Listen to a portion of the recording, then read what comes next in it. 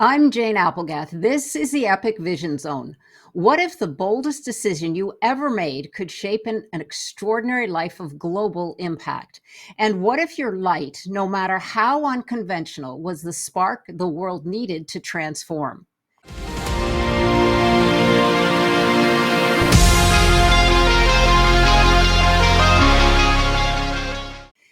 Katrina Mayer wrote, "Let your light shine so brightly that others can see their way out of the dark." Julie Wignall is a visionary changemaker who proves that unconventional paths can lead to extraordinary impact. Just at 14, Julie left traditional school to pursue a bold alternative education. That decision became the first of many that defied expectations and shaped a remarkable life spanning politics, international business, the arts, environmental conservation, and thought leadership. Julie's journey has earned her international acclaim, not just for what she's accomplished, but for how she sees the world. In her award winning book, The Extraordinary Power of Fireflies: How to Shine Your Light Brighter and Transform the World, Julie weaves Jungian psychology, metaphysics, and quantum physics with modern insight. The book celebrates those she calls fireflies, visionaries who light the way forward by daring to live outside the lines to forge their own path in the world. Today, Julie is a sought after speaker, coach, and consultant, empowering changemakers to align with purpose and shine their light brighter. Because when you do, she says, you transform the world. Thank you, Julie, for joining us here today. We're so excited to get started. Oh, Jane, thanks for having me. Well, Julie and I were just chatting offline for a minute there just before we got on here. And I tell you, this is going to be amazing. So let's get started. What led you to drop out of high school at 14 and attend an alternative school in the 1970s? This was the beginning of what I call unconventional paths. I had started out school, and like most kids love learning, and most kids love school. This was during the 1970s, and where I had been a top performing student, my mother chose to get a divorce. And once she was divorced, this was during a time where it wasn't conventional, it wasn't considered acceptable, and I was no longer allowed to hang out with friends, people that I grew up with. Nobody was allowed to have any contact with me at all. And all of a sudden, in the same school where I had been that high performing student, I became a poor performing student, where in terms of the future, my future outlook, I would have been listed in one of those yearbooks as one of the students most likely to not graduate. And Okay. being young, I looked at it and thought, I hate school and I hate learning, not realizing that what I was unhappy with was a system that was working against me. I found my way into alternative education, which absolutely changed everything. And that was my first eye-opening experience to say, I love learning and I love Right. school. It was the convention that I was having a difficult time with. And I actually went from an alternative high school to attending college, and was in university, I think, by the time I was 16. And if Wow. that was not acceptable at that time, that again was not considered conventional. I had a dean that I said, "You say that you're all about learning, help me learn. I want to be here." And this was someone whose moral fiber said, "Yes, that's what I say. If I talk the talk, I need to walk the walk," and helped me go to university. But this is what I want you to think about. That was considered really unconventional at that point in Mm. time. Here we are all of these years later, where it's not really unconventional at all. We have kids that are homeschooled, we have kids going to charter schools. There are a lot of kids in a lot of high schools that are going to community colleges where they're graduating from high school with 2-year degrees. So the concept is what was once unconventional, if we follow our hearts and if we follow our happiness and desire for purpose and meaning in our lives, whether it's conventional or unconventional. And I call it unconventional instead of rebellious. We're not fighting against anything. We are simply striving to live our best and happiest lives.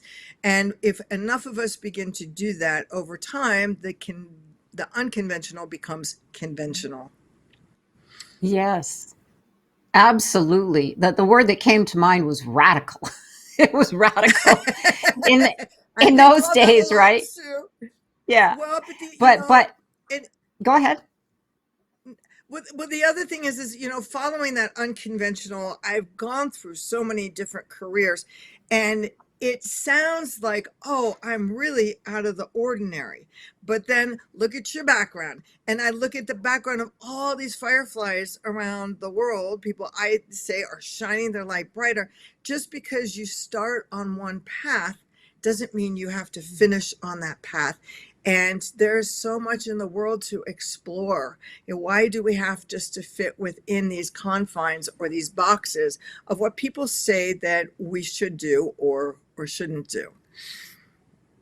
Yes, it's the conformity, because the Yeah. system understands conformity, but we as humans are not meant to live in a box.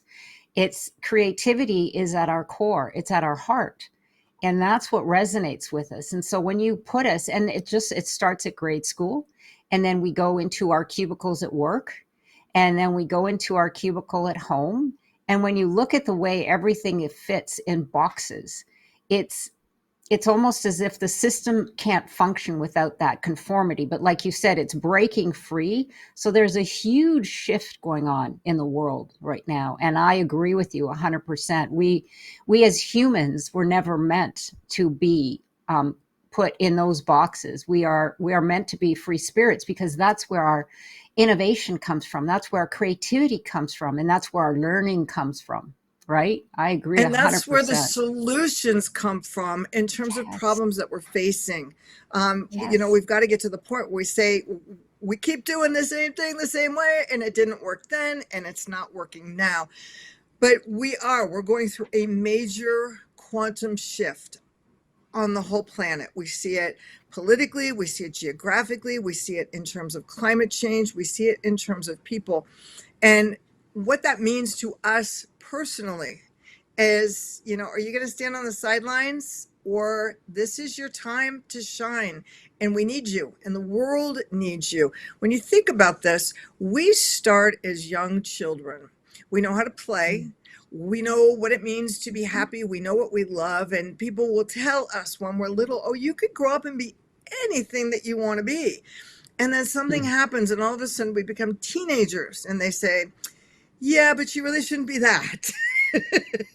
You should start thinking about how much money you're going to make, and if you have health care, and if you have this, and if you have that. And the things that make us happy, the things that we say, this is what we really want to do, we are met with those naysayers, and oh no, that's not really what you want to do. Nobody makes a living doing that. And if you look around, and if you need validity to the fact that that is not true, I look at how many people are in jobs today, doing work today, businesses today that didn't even exist 20 years ago. So who are we to say what anybody can or can't do? But to me, when I talk about fireflies, I define a firefly as someone who sees beyond what is to what can be. No limits. And then you take action. You take action to create a better reality. And that becomes a better reality for you, and it becomes a better reality for the world. And we begin all transformations inside, which is why it has to begin with us. And Mm-hmm. that first step of remembering and knowing what makes you happy. And as we become adults, it amazes me how many people have forgotten that. And Mm-hmm. that the biggest things that make us happy, I had an experience many years ago where I got to work with at-risk youth. I worked with 15 and 16-year-old boys, and they basically had all been sent away to a school because their parents couldn't deal with them anymore. They were all trouble. And I was doing an environmental certification program with them. And the second day I looked at them, and they carried so much anger and frustration. And I recognized it because that had been me before I found my way to an alternative school. But I said to each one of them, if I were your fairy godmother and I could knock on your door and show up and give you your heart's desire to say, I just want you to be happy, what would you choose? And now I'm thinking these are 15, 16-year-old boys. They're all going to say, oh, I need to be a billionaire or a famous rap star or famous this or that. And they all just stared at me with blank faces. And one of the boys looked at me and said, you know what? It has been so long since anyone has asked me what makes me happy. And I took that to heart. And to this day, I'll sit down with adults going, they'll say, oh, and I'm striving to do this and this and this, but what makes you happy? And you'd be amazed at how many people stop and go, wait a minute, I don't know.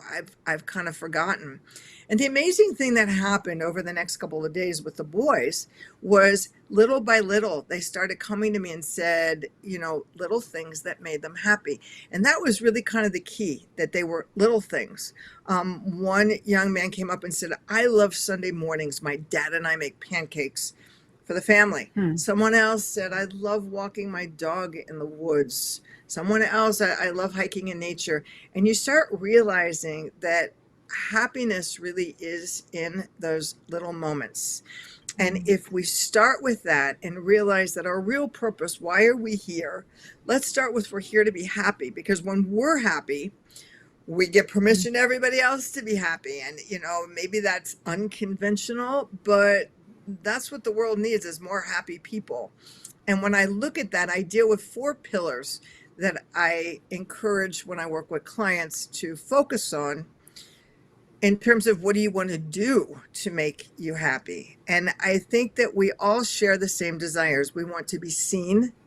We want to be heard. We want to feel like we're doing something important that gives our lives meaning.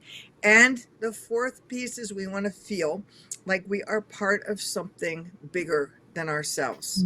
So when you take that into account and you focus on, okay, this is what makes me happy and these are little moments, but this is how I want to express it in the world, that really helps to lead you to your next step. And one of the things, Jane, that I love that you talk about on your website is working with people to get them where that desire to fulfill that purpose outweighs their fears and thoughts of the past, which is what encourages us to move forward. People will say to me, how do you find the courage to do the things that you're doing? And most of us are crippled by fear. Fear is universal. And the average person will say, I'm not good enough. I'm not worthy. I don't have a degree, or I have a degree, but it's in this field and I want to go in that field. And like I said, for people like you and I worked in national politics. I have no degree in political science. I worked in international business. I don't have any MBA from these things. You have to constantly be learning. Education is important. Degrees are not. And I tell you, when you know what you want to do, you bring a certain amount of skills to that, because we all have superpowers. And those are something that whatever field you're going into, that's what it needs. And understanding that passion, when we sit there and when someone gets in that groove, and I know you've worked with Dr. Dispenza, but it's when somebody gets in that groove and they can just visualize their heart's desire. This is what I really want above everything else. And you begin to tingle and you get so excited. And I tell people that's that window into the power you have to bring that to reality, to make it happen. But as soon as we take that exciting idea and we start sharing it with other people, they go, oh, you really can't do that. Or what are you thinking? How are you going to make money with this? And we often blame them, going, well, I can't because, who's going to take care of the dog, or who's going to take care of the children? So these are all of our reasons why not. And we blame everybody else. And the truth is, all that's happening is it's resonating within ourselves, going, they're right, and I'm not good enough, and I'm not worthy, and I'm not, what if I fail? I believe we should live in a society that it's okay to fail. It's like you really only fail if you stop trying. And Right. to Yeah, get there's a that, lot. right? Yeah. And to get Yeah. that courage to move forward, we've all got trauma from Hmm. our past and issues back and forth, and with Carl Jung, we refer to that as your shadow. And that's not something that you really get past. It's something that you have to welcome in and walk side by side with it, Yes. because those Mhm. shadows, those our fears, our insecurities, those are things that really help us connect with compassion and empathy and reach other people. But you have to have it to the side, and you can't give it the power to guide you forward.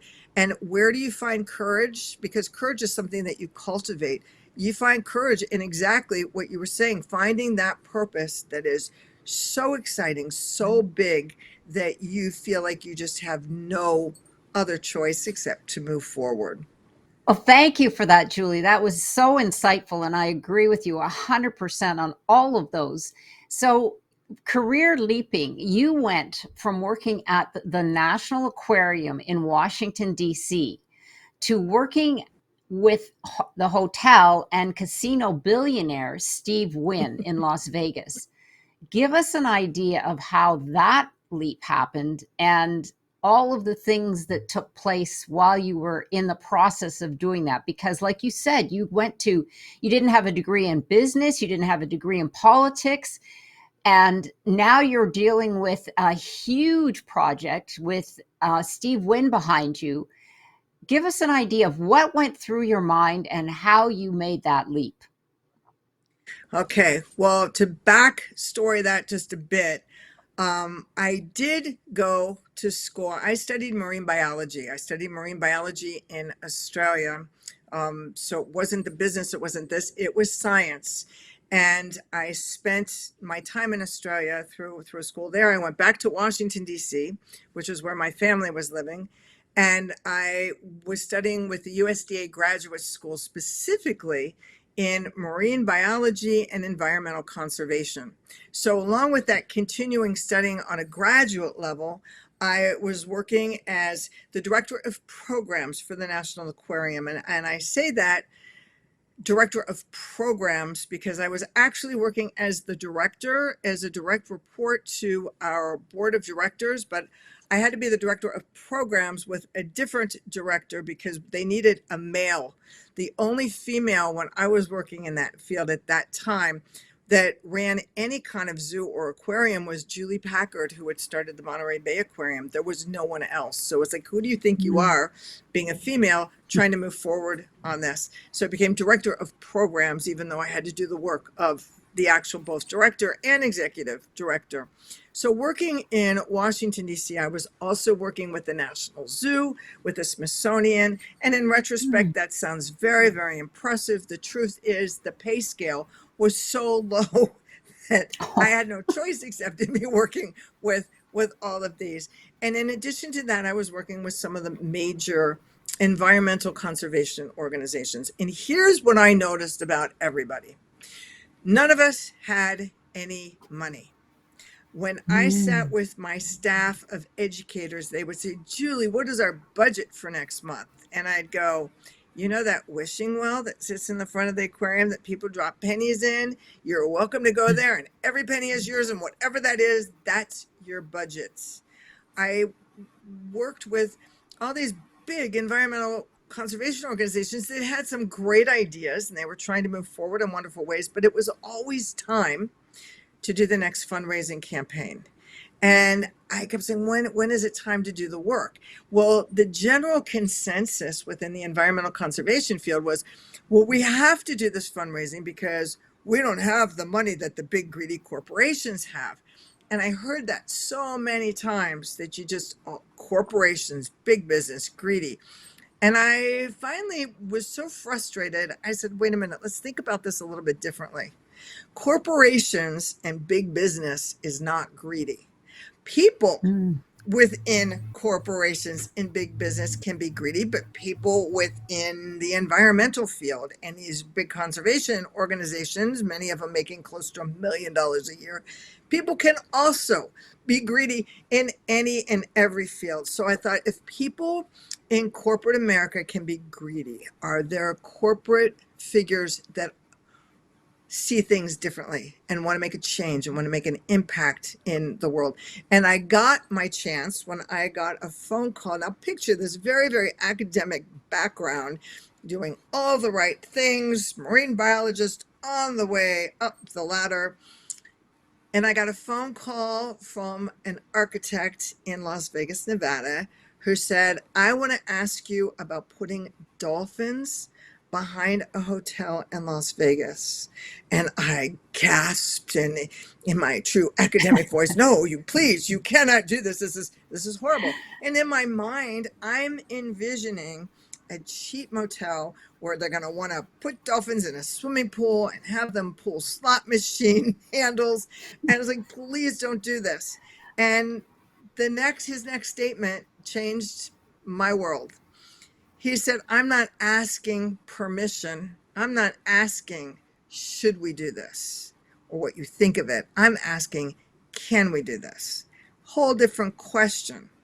So it made me sit back and said, well, yes, there are certain laws, and if you follow these, yes, you can do that. Well, give me information. Here's my Federal Express number, and I'll expect to see everything tomorrow. Now, understand, when you're working within different government agencies and organizations, things move very, very slowly. Oh, this would be a great thing to think about. We'll take it to our board in 6 months. We'll get back to you. We'll let you know what we think. Here's a guy, here's my FedEx number. Get this to me in 24 hours, which I was panic stricken. As far as they know, I'm representing the National Aquarium.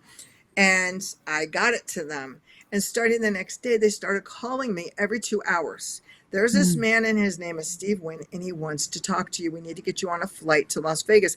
Can you be here tomorrow? And I'm like, are you people crazy? I'm playing the great poor victim nonprofit person, and I'm saying, but you know what, if you wait 2 weeks we can get a lower airfare. And his Ah. response to me, because I had no idea the type of money we were talking about, and his response to me is, are you paying for this plane ticket? And I said, well, no. So he said, what do you care? I need you here fast. He needs to talk to someone quickly.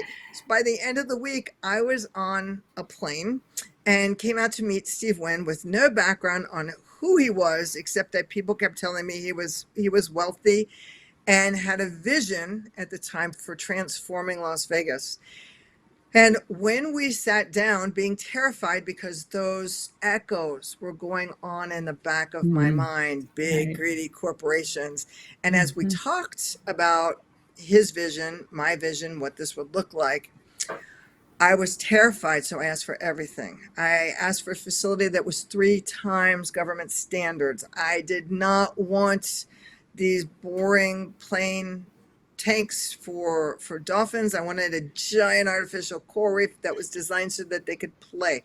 I refuse to take any dolphins from the wild. We can only find dolphins that are already in captivity, that are older, that need a place to live out the rest of their days happily, and that they are not candidates to return to the wild. I gave him this list that went on and on, Jane.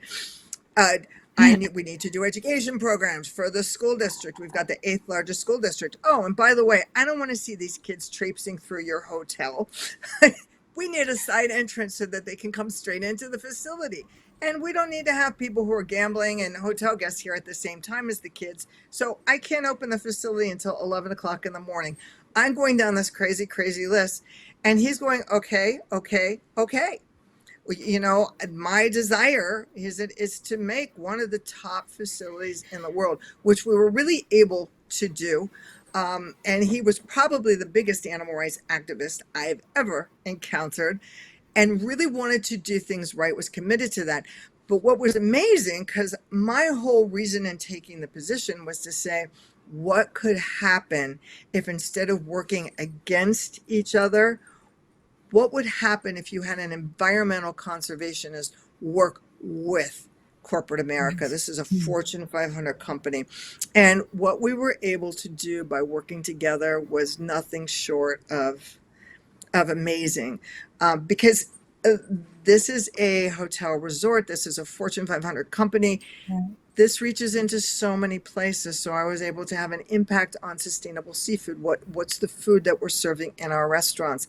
What are we selling in our retail shops? We were the first hotel and casino that did not sell fur in any of our in our retail shops. And it was like, how do you do that and have all these animals on property? You can't do both. And it went from not only in terms of the corporation and what we could do in terms of recycling, gray water, different things that brought about a more environmentally sustainable corporation, but it gave me the opportunity to work on an international level there. Known for being very, very shy, of course, you see I'm not. Representing the company, I was at a conference, and it was going to be the International Year of the Coral Reef, and here I am, and I've got Steve Wynn's backing, and I'd had enough. I sat there listening to, oh, what are your plans for the International Year of the Coral Reef? And I heard so many zoos and aquariums and museums saying, oh, we're going to do a poster contest, and we're going to do an art contest, and we're going to have special speakers come in. And I was so frustrated. I stood up and I said, you know what? I've got what was a millionaire, now a billionaire, backing me and into this. When you guys decide you're ready to actually have an impact on the world's oceans and coral reefs, call me, let me know. And I stormed out of the meeting. And as I did, someone said to me just really quietly, can you just give me your card? And I passed it along. 2 weeks later, I got a telephone call from what I thought was a mid-level bureaucrat in Washington, D.C., through the Department of Commerce saying, can you tell me a little bit more about what you were talking about? And I explained these are coral reefs, and this is many years ago, and we need to start building a baseline of information. We need to know what's healthy, what's not healthy, where it is, and then we need to be able to track it around the world. Well, it turned out that I was not talking to a mid-level bureaucrat. I was talking to an undersecretary for the Department of Commerce who was getting ready to go to the United Nations, and he wanted to make a presentation on what we could actually do for the year of the International Coral Reef. And through this and working, we got to start, and I got to be on the ground level of establishing the Coral Reef Initiative so that we could start doing some of these things. So you never know where something is going to lead. And it all started with stand back and be unconventional, stop with your judgments. Let's open ourselves up to see what all the possibilities could be.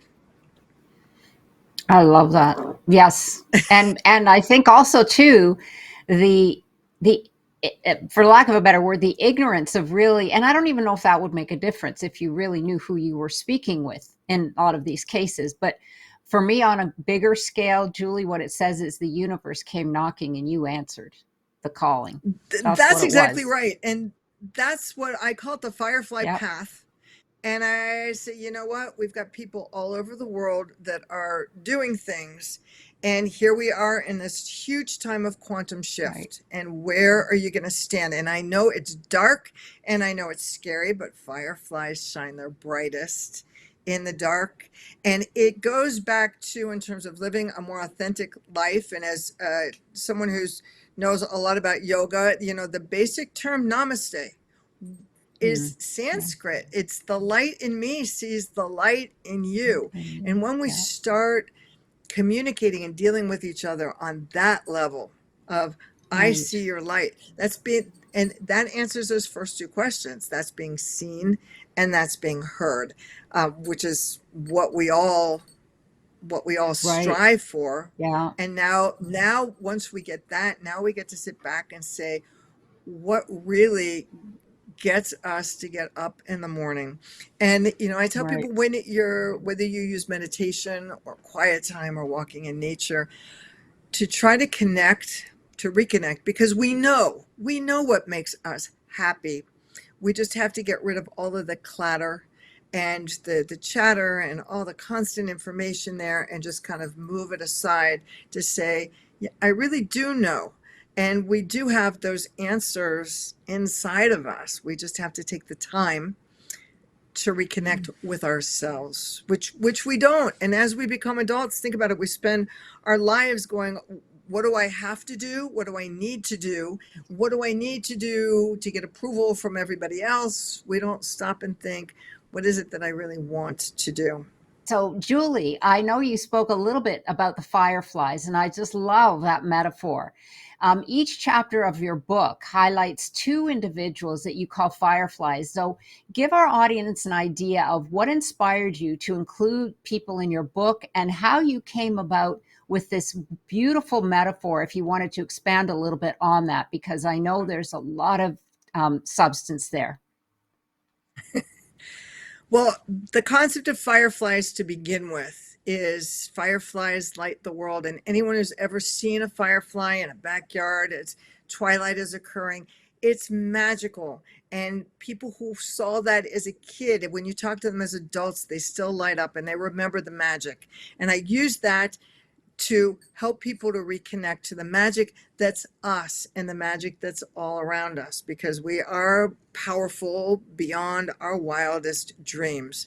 And I love the concept of fireflies, because fireflies don't ask for permission to shine their lights. They shine it because they can.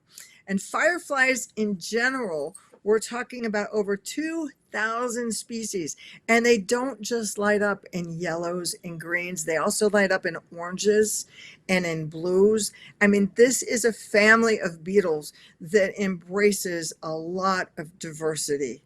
They use a colder light, so they're not out there screaming and yelling and burning out really quickly. They use that colder light to last longer because it shines bright and it lasts long without burning people out. And they're different, and they fly and they act there, although their behaviors are different depending upon the species. And the same thing is true of people. There's not just one way, one path up to the top of the mountain. It's like, how many times if you walked into a bookstore place and said, here's a book on dieting and it's my way, this is the only way, and if you don't do what I say, you're not going to lose weight. This is the way that you're going to make $1 million, but you have to follow my formula, only my formula. And my concept in sharing this book has been not only sharing my background and the lessons that I've learned along the way, but other people who are putting the same lessons to use in different ways, to encourage people to say, you know what, you don't have to follow anyone's path. Actually, Carl Jung once said, if the path before you is really clear, you're probably on someone else's. And to get used to that idea that we need leaders and we need to lead ourselves first, which means we have to feel comfortable with forging that new path, and knowing that as we give permission to ourselves to shine brighter, we're setting an example for others to say, oh, well, if she can do it, so can I.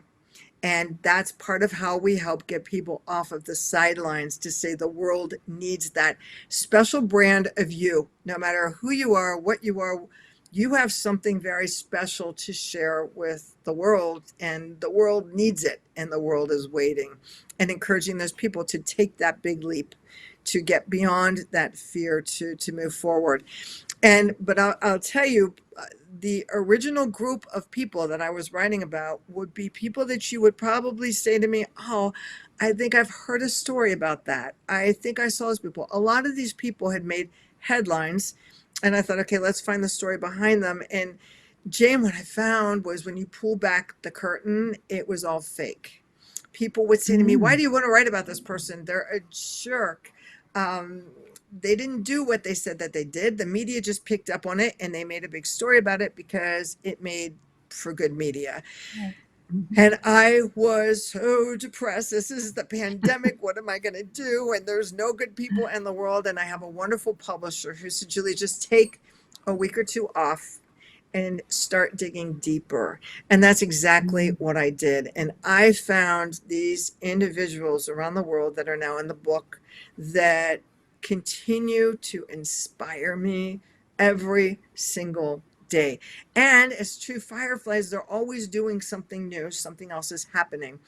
One of the big themes that I talk about too, and I cover this not only people around the world, but a diversity in generations as well Mhm. as cultures, that for us to really be effective as we move forward, I love when you have multi generations work together, because we need people who are older, with their wisdom. We need people who are in the Yes. throes of raising families and their input. But we also need that 10-year-old that reminds us, wait a minute, we're supposed to be having fun here, and lighten up a little bit. So when you put these all together, and look at our society where we have youth led movements, we have senior citizen led movements, and we need more human led movements, Yeah. people led movements, or in my case, starting a light led movement to move things differently. And that's how we get past, we have so many worn out belief systems, worn out and outdated Mhm. concepts of Yeah. how to work and what to work. So I always say we don't necessarily need more activists, we need more thought leaders, for activists Mhm. to say, yes, I'm on board. And one of my biggest things that I look at in terms of fireflies is to say, once you have this and you know what makes you happy and what steers you forward, the next thing to know is your code of values. And that is so huge, especially in today's world. What do you stand for? Are we talking about ethics or humility or honesty, transparency, integrity? And it's when you have this code of ethics and you truly incorporate it on a daily basis, that's how, as a leader, you begin building trust in who you are, what you're doing, because people know that they can count on you. And I think we undervalue that a little bit today in terms of how important that code is, to know what you Mhm. stand for. It's that code of values that determines what are the decisions that we make and what choices we make to go forward. But back to my fireflies and the people that I've written about, as I said, they inspire me every day. um, Mhm. and I work to stay in touch with as many as I can. I mean, I think of them as family now. But as the book came out, one of the gentlemen that I wrote about is this amazing man who actually stopped talking for 17 years. He was an environmental activist, and that's all he talked about. And for his birthday one year, he said, my birthday gift to everybody is going to be to shut my mouth and not say a word. And by the end of the day, he said, "Ah, I learned so much from listening that I'm not going to talk for a while." And that ended up lasting 17 years. And he went on to get a PhD. He's done amazing things, but they call him the planet walker, because John likes to walk. And as he walks, to meet people and to listen to their stories along the way. When the book came out, I got an email from him saying, look, love what you're doing, but I'm going to be out of touch for a while because I'm taking a plane tomorrow to South Africa. I'm starting in Mhm. Johannesburg, and I'm going to be walking all the way up to Kenya. So I'm going to be Mhm. out of touch for a while. What you need to know is this man is 78 years old. I And love it. there are just people doing amazing things. It's never too late. One of the women I wrote No. about had her very first one woman art show in Perth, Australia. She's 84. So it's Mhm. never too late. And people are just really doing some amazing things in the world. They may be flying under the radar, but they're transforming everything. Yes, absolutely. It's no longer the days when our parents grew up, where at 60 that was retirement age, and then it was, well, just sit around and check out until you check out. And it's like, Right. no, this is the next new chapter. And in fact, because there's less static in most cases, which I kind of call all the chaos and the noise that's out there, you have more opportunity if you let it come in for you to expand and grow even more. And I love that. I mean, that's what we are doing here. And so, a question for you then, Julie, is what do you feel is the most important skill that needs to be cultivated to not only achieve success, but to achieve success with happiness? Just one thing. I, Okay.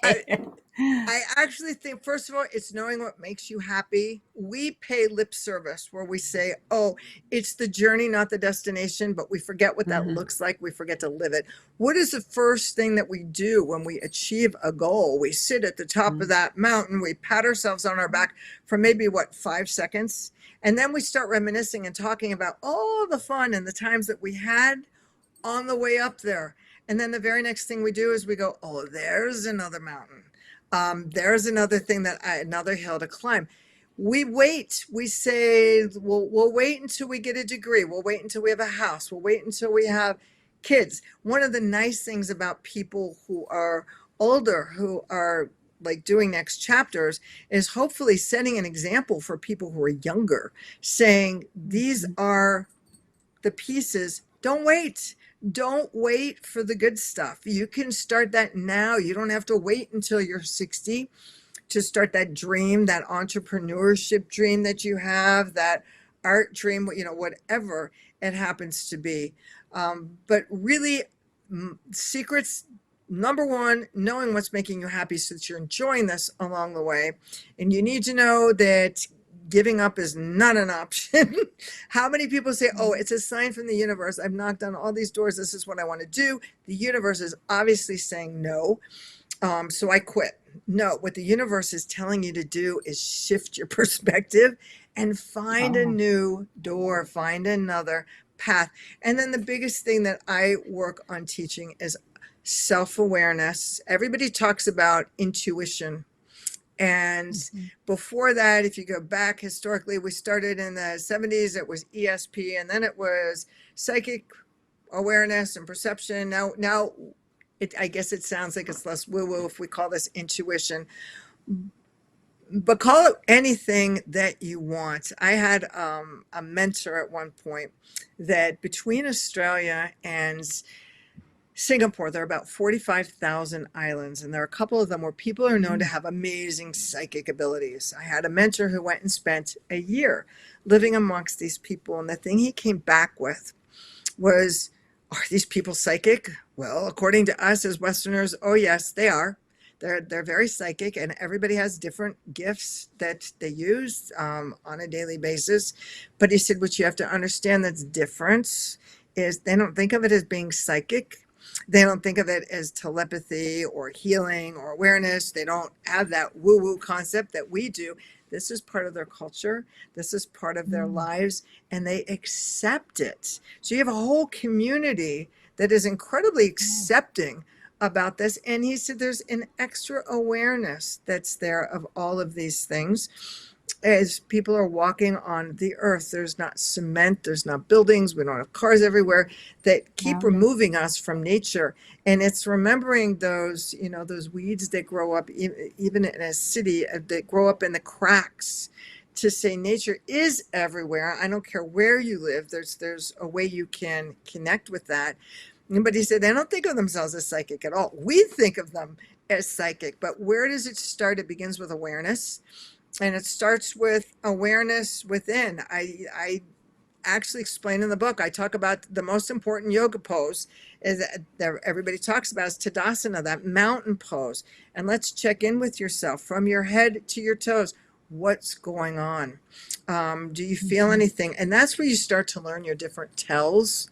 I had an experience where I was working with someone and I said, you're not acting like yourself. You're so snarky. And they stopped and they went, oh my gosh. I have a headache. I didn't even realize that I had a headache. And I'm going, how could you not know this?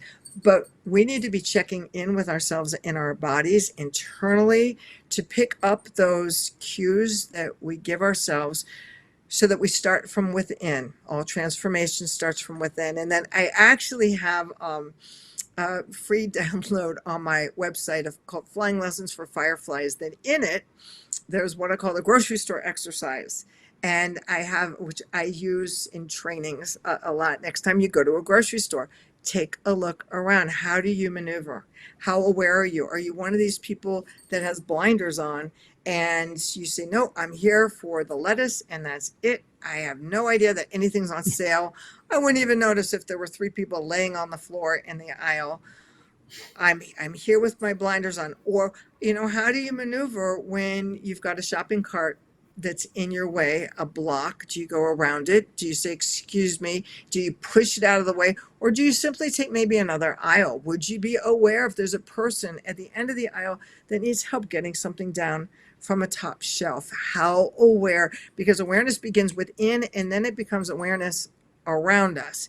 And that's where people start building that intuition, that you call it intuition, psychic awareness. It's that connection that we're bigger than ourselves. And we talked a little bit about that. What quantum physics today is doing is just really kind of validating what mystics have known for thousands upon thousands of years.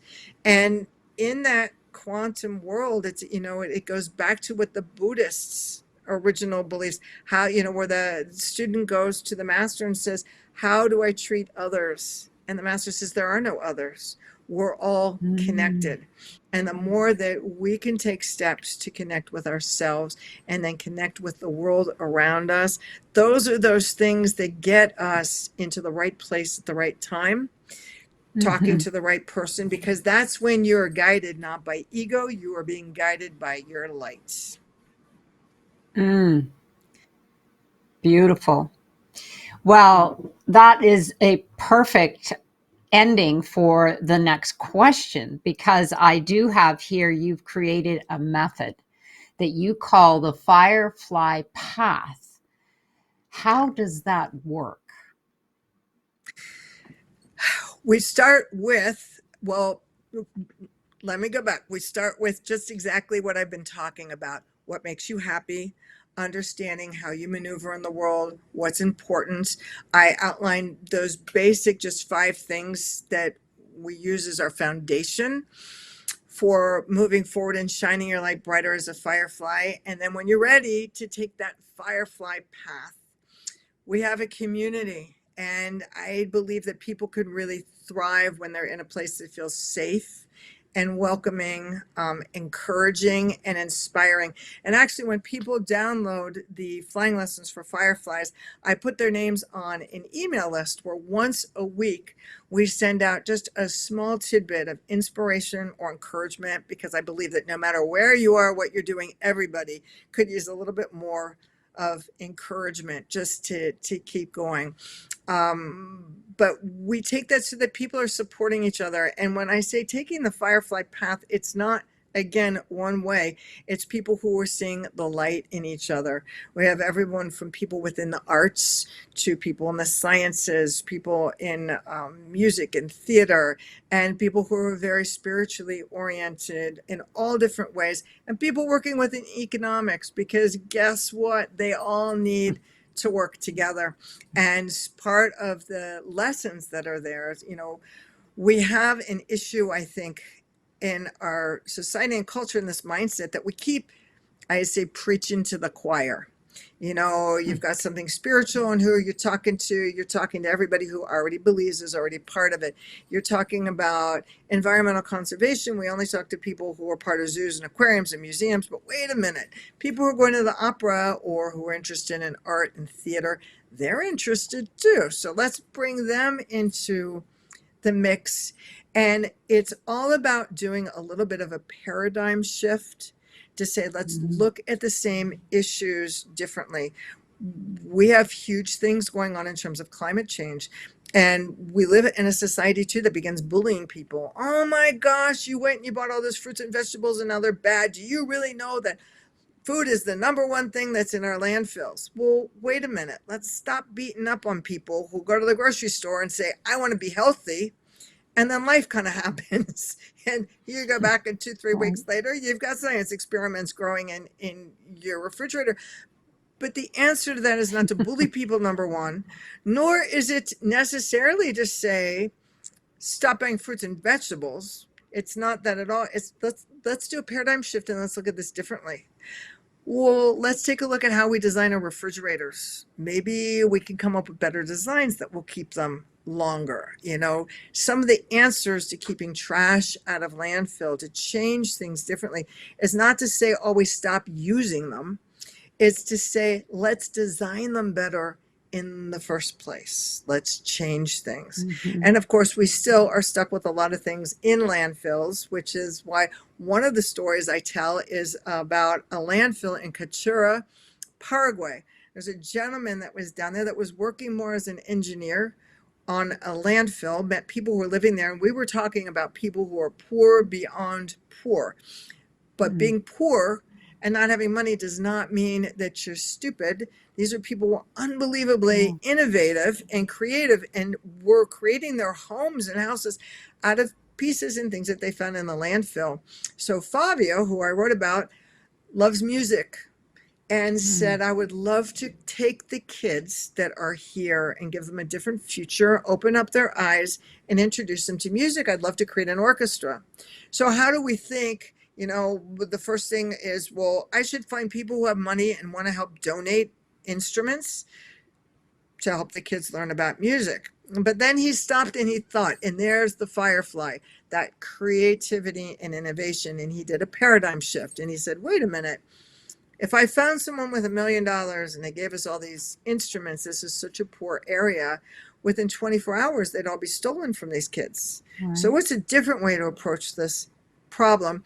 He partnered with one of the local guys who was very innovative in doing things with pieces they found in the landfill, and they created musical instruments from what they found in the landfill. They made Mhm. violins out of discarded license plates. They made giant timpani drums where the sides of the drums were actually made from medical waste of x-rays that had been thrown into the landfill. Mhm. He created not only what they now call the recycled orchestra of Paraguay, but as the kids went and explored music, they explored different musicians that they like, and a number of the kids were big fans of Metallica, and they actually wrote Mhm. them a letter. And this is where the universe works. What do they say?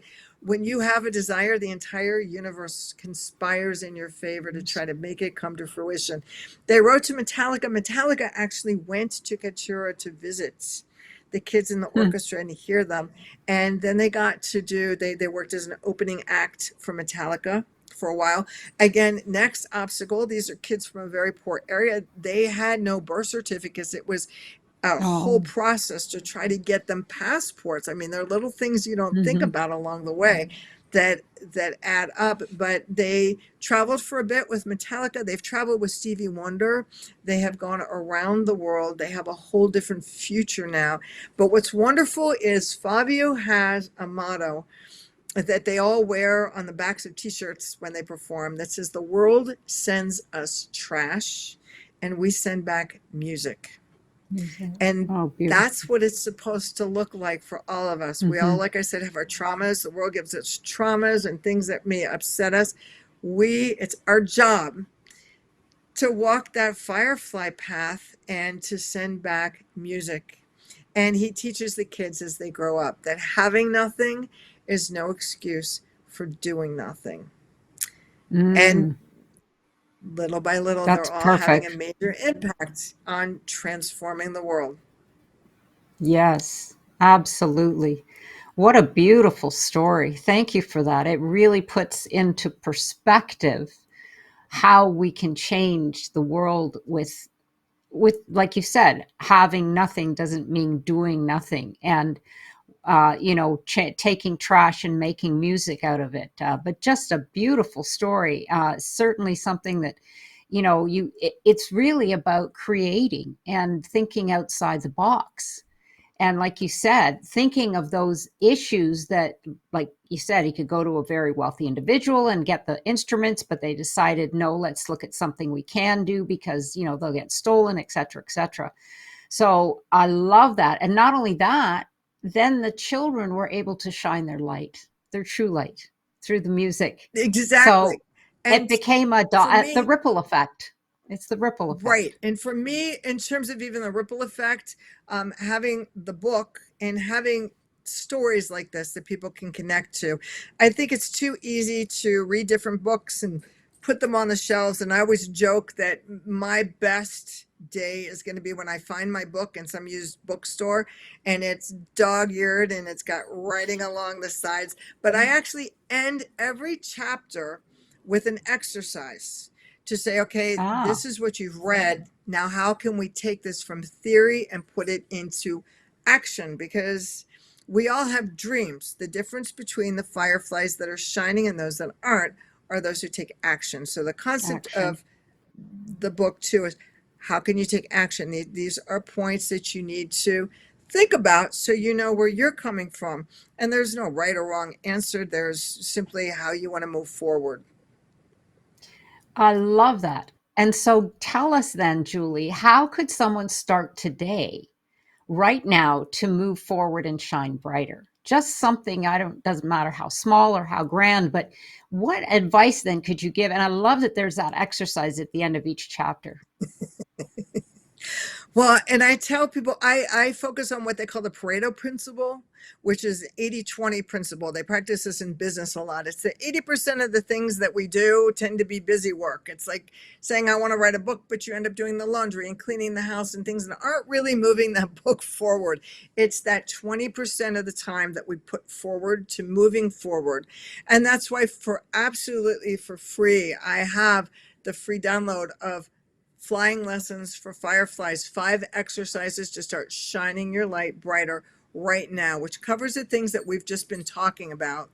But to say, let's start thinking about these things and how you want to incorporate them into your life.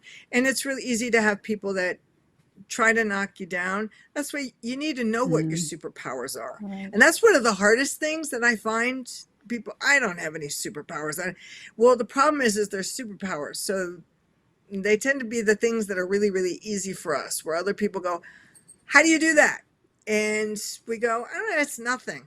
It's nothing to you because it's a superpower.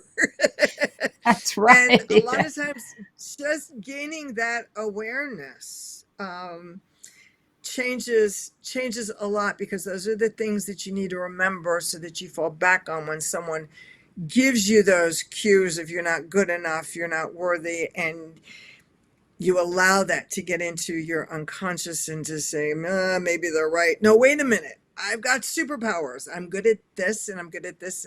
So it's kind of like building up your armament and your so that you've got your munition of how to protect yourself. Yes, absolutely. Because there's always going to be the naysayers. I mean, let's face it, all Right. several individuals who are extremely successful today all started with no.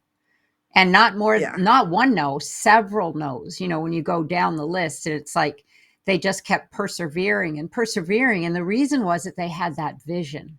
They Right. knew what where they wanted. It's like a very famous saying by Joe Dispenza. He says, when your thoughts are no longer a record of the past, but a roadmap to the future, that's when you draw your destiny to you.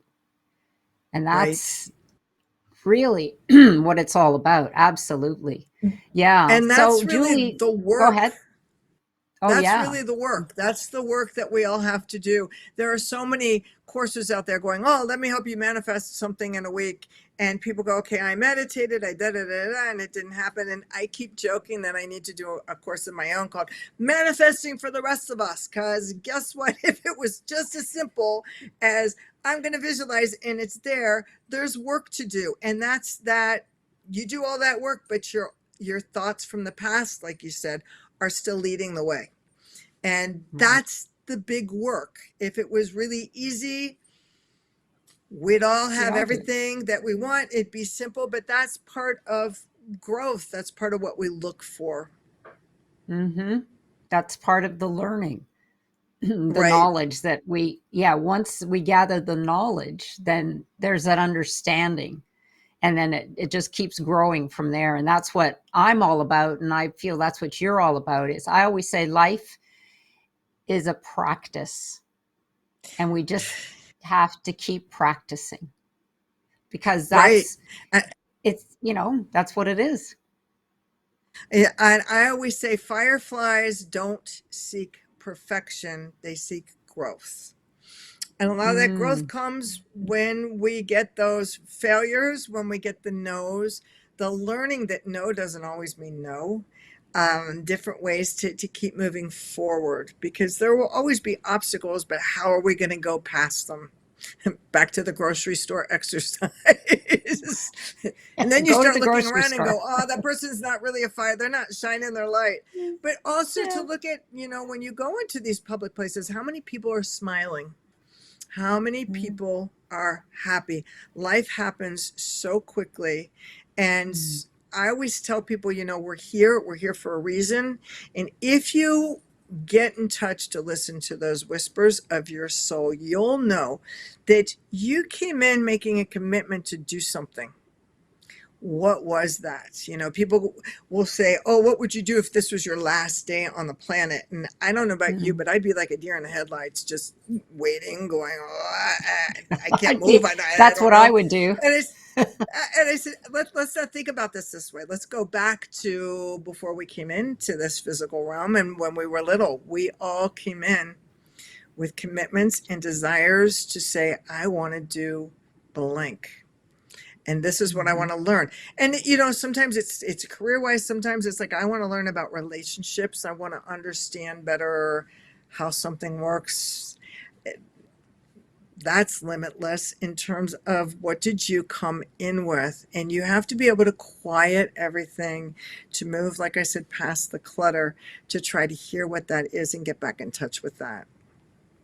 Yes, absolutely. To the mind that is still, the universe surrenders.